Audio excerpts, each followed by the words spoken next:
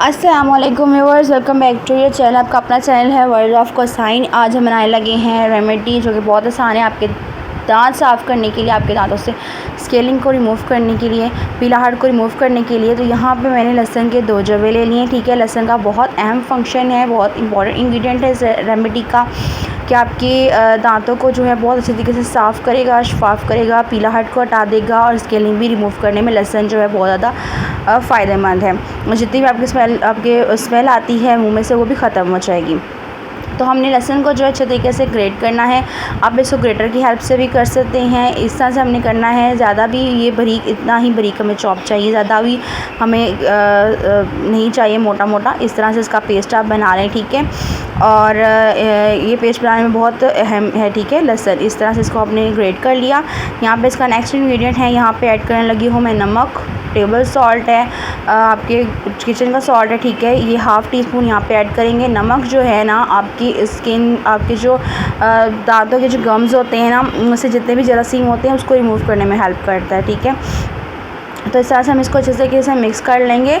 जब तक मैं नमक को और लहसुन को मिक्स कर रही हूँ, अगर आप मेरे चैनल पर न्यू हैं, मेरे चैनल को सब्सक्राइब नहीं किया हुआ तो प्लीज़ मेरे चैनल को सब्सक्राइब कर लें। वीडियो से ज़्यादा लाइक किया करें। अब इसी तरह में फैमिलीज़ में, फ्रेंड्स में आगे ज़रूर शेयर किया करें।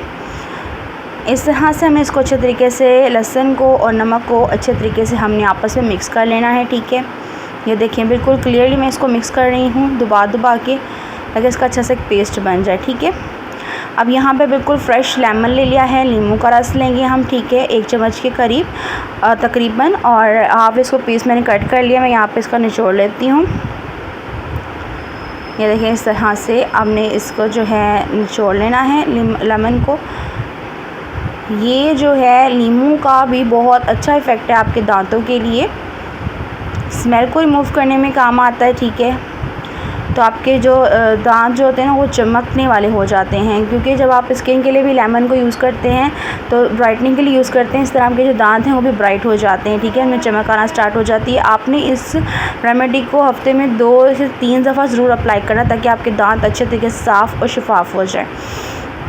अब यहाँ पे लास्ट इंग्रेडिएंट हमारे पास जो है, सबसे लास्ट और मेन है, वो हमारे पास कोई भी टूथपेस्ट है। मैं यहाँ पे कोलगेट टोटल 12 ले रही हूँ। मैं यही यूज़ करती हूँ रेगुलरली, एंटीबैक्टीरियल भी है और 12 आवर प्रोटेक्शन देती है। तो आप यही यूज़ कर सकते हैं। आप कोई से भी टूथपेस्ट अपने घर में जो है आप यूज़ कर सकते हैं, ठीक है।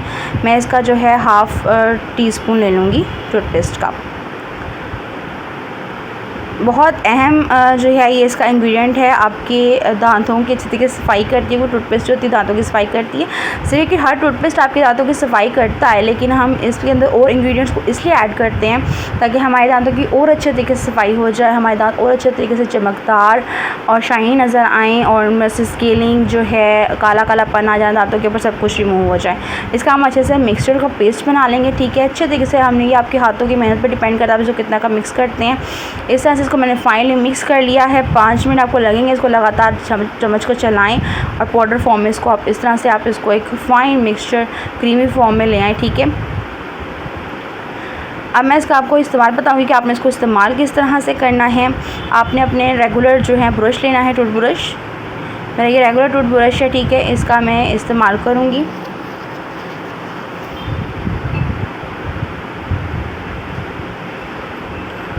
और इसको आप अपने अच्छे तरीके से दांतों के ऊपर रब करेंगे ब्रश को।